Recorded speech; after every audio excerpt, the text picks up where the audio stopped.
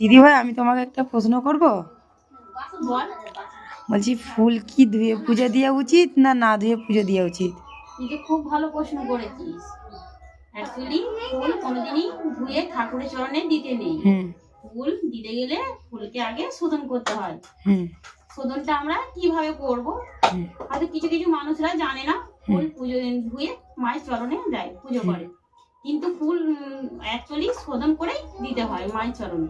তার জন্য শোধন করার জন্য আগে বলতে হবে, যাদের এই মন্ত্রটা জানা নেই তাদেরকে আমি বলে দিচ্ছি, তারা যদি এবার থেকে যদি পূজা আজা করেন মায়ের চরণ বা প্রভু চরণ, যদি আপনারা যদি ফুল যদি দিয়ে থাকেন তাহলে ফুলকে আগে শোধন করবেন।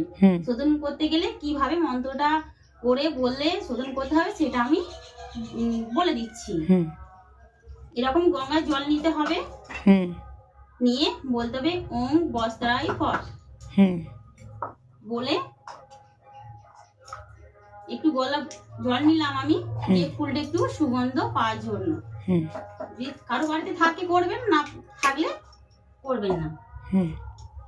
তখন কতখানি করতে হবে এরকম ভাবে করে ফুললে উপর রাখতে হবে হাতটা, দিয়ে বলতে হবে ওম পুষ্পে পুষ্পে মহাপুষ্পে সুপুষ্পে পুষ্পে চোরা বিন্দি ওম ফট সহা। এটা বলে ফুলটাকে তখন প্রভুদের বা মাদের চরণে সেবাটা দিতে হবে। আচ্ছা